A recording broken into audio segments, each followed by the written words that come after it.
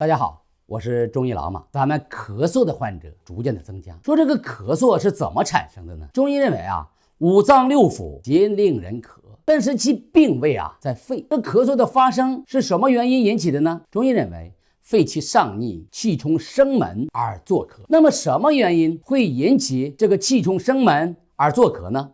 首先就是肺的主要功能是主宣发速降，同时呢主朝百脉调水道。当宣发速降的功能失调而气冲生门而发为咳，那么我们怎么解决呢？那么一定是利肺平喘止咳。有的时候我们会表现出我们有痰，有的时候呢我们会表现成无痰。中医认为脾为生痰之源，肺为储痰之器，当痰湿之邪上自于肺，而影响了肺的宣发速降，肺气失宣，上冲生门，发而为咳。而这时候的咳嗽呢就会多痰，咳嗽又痰多，说治病要求其本，其本在哪呢？一定是肺脾气虚，脾气虚生痰，肺气虚储痰，痰湿呢组织肺的气机，宣发速降失调而引起的气冲生门而发为咳。那么我们就健脾益肺，止咳化痰，就很好的解决咳嗽痰多的症状。下面呢我通过一个患者的病例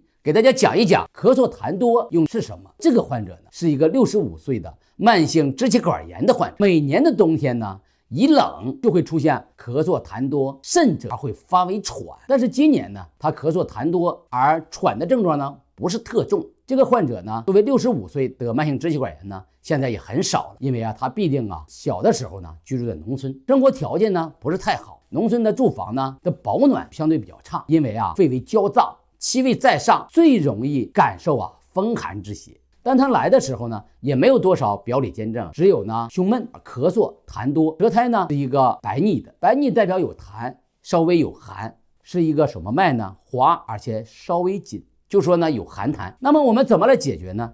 就是温肺以化饮，同时呢健脾呢以益肺，而且呢要止咳以化痰。